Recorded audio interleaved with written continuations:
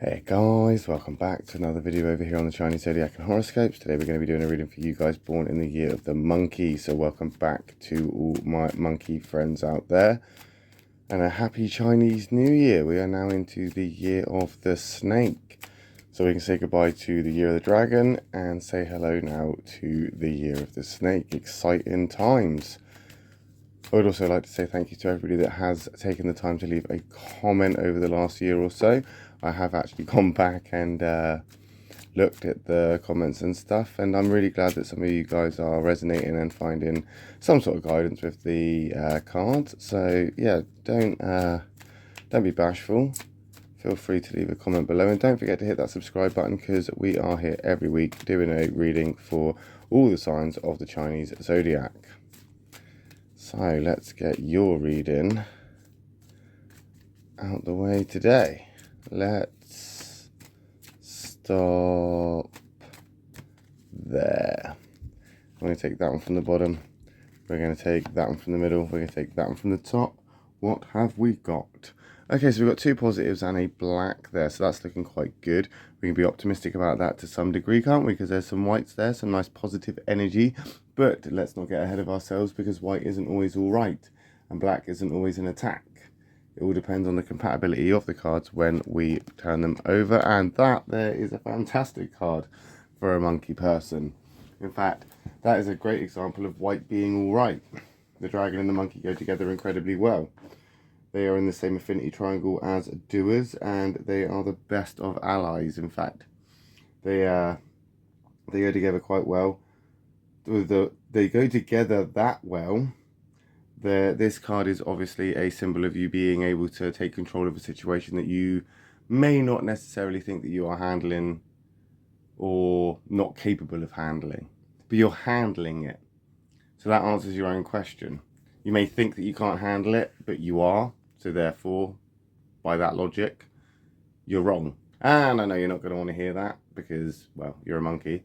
But you're not going to want to hear that you're wrong, and you're not going to want to admit that you're wrong. But the truth of it is that if you are coping while telling yourself that you can't cope, then you are still coping. Same with like handling things or dealing with something or having to get through something. You may think that you can't do it, but you're doing it. So you're kind of contradicting yourself. This is almost like a contradiction because you're doing it. You're doing it right now. You say you can't do it, or you say you can't do this, or you shouldn't be doing this, or you can't get on and do that, and it's like, well, you are. It's being done. So how about we don't focus on all that it can't be done, or you can't be doing it, or it's too hard, or it's whatever it is that you are being negative about, you're still doing, and I feel it is in a productive, progressive way. You are doing something right, but at the same time you're trying to convince yourself you're not. It's almost like you're holding yourself back a little bit. But that's to be expected, because I think you can feel this negative energy drawing in. So as much as you're getting stuff done and you're pushing forward and you're getting through a particularly hard time or a specifically uncomfortable phase, you are still able to, I guess, in some ways learn from it or take something from that. So it's still progressive as you move forward. It's still getting things done as you procrastinate. As I say, it's like a contradiction.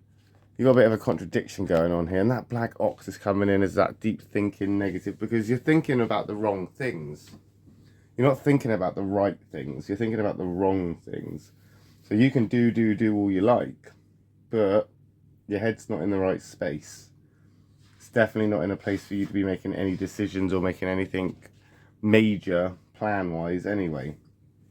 Monkey and the ox, not the most compatible. And after we've seen that dragon, it's almost like a big letdown. Bit of a disappointment. But, as I said, that dragon is more of a... It is an ally in this sense, but being the first card just before that black, it's more of, as I say, a kind of contradiction to what you are actually doing. And I think it's because you're overthinking something that you shouldn't really necessarily be paying so much focus on.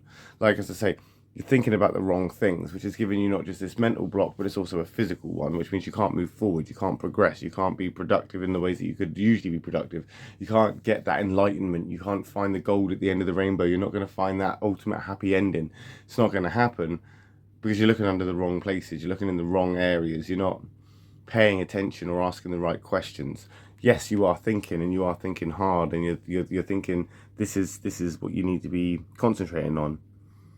But you might just be wrong, which is then just going to cause you all sorts of hindrance in the doing of what you're trying to get done. So potentially this is why you keep thinking that you can't handle it, because you're thinking that you can't handle it, and therefore you're manifesting yourself into a place where you're not actually doing it. It's almost like you know that you can paint the room. You know that painting the room will cheer you up, it will make you happy, it will be a nice environment and be productive and progressive, and you know how to use a paintbrush. But because you've overthought the technique of painting the paintbrush and what paintbrush to use and what stroke to use or where to start, because you've been thinking about all of these things, no painting's getting done. And because the painting's not getting done, you're behind schedule, and you're like, well, I can't cope with this job. This job is too much. I just can't do it. It's just too much at this time. I can't handle it. But you haven't even picked up the paintbrush yet. You haven't even tried. You haven't even given it a go. You're thinking yourself into procrastination. You're manifesting yourself into these blockages. The white dog making an appearance there. Interesting. That is the complete opposite to the dragon. Though, to be fair, dog and monkeys, they don't necessarily have that conflict. Dog and dragons, big conflict, but dog and monkeys, they don't. But what we can see here is a flipping energy where communication is the thing that is going to bring everything out. It's going to bring everything to light. It's not just thinking things through here, because that's not working. You're thinking about the wrong things. Your head's in the wrong space. You're focusing in the wrong areas. Because of that, you can't do. Doing is off the table because, again, you're manifesting these blockages. But what we have got is that dog there. That is almost like a self-preservation tactic. And to do that, you're going to communicate and you're going to talk. You're going to use words, not actions, not thinking, but words. And that could be to keep people at bay. It could be to shut people out. It could be to bring them closer. It could be to do all manner of different things. But one thing that is sure is that this is a self-preservation tactic. It's a self-preservation tactic because you feel, again, those blockages are there for some other reason. That these blockages are there because you're in the wrong place, or that you're doing the wrong thing. So you know. And that's why your mind's getting all on top of you. That's why your mind's running away with you. And the more you think these negative things, or the negative outcomes, or the bad thoughts, if you like, the more you think about all the cons in life, the more you're going to see all the cons in life. The more you keep thinking negatively, the more you're going to think and see negative things. The more you keep saying that it can't be done, it's not going to happen. And that dog there is just going to insist that you not just look out for yourself and protect yourself from this. It's almost like self-sabotage for self-preservation, or at least that's kind of what maybe you subconsciously believe. And the way you get around this without having to actually face it is just to keep talking about it, or even changing the subject in a communication sense. Because you can't do what you need to be getting done, even though you know what needs to be done. And you're not going to do that because you've already convinced yourself that your focus needs to be elsewhere, or something else is more useful to you, or more of a priority to you, or just in general just above the... It's at the top of the list, or it's higher up on the list than the things that you actually do need to focus on. And until you can actually get through that, and maybe talking about it will do it, maybe talking about it will help you. But I see the communication and the talking, that is a distraction from what is actually happening. But we'll find out, won't we? next week when we come back and do another reading for you guys born in the year of the monkey.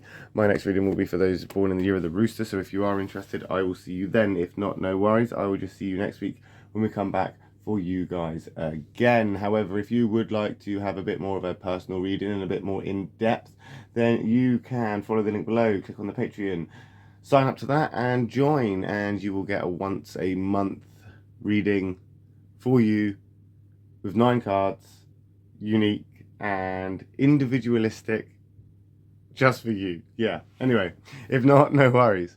I'll just see you next week. Thanks for watching, guys. Love and peace.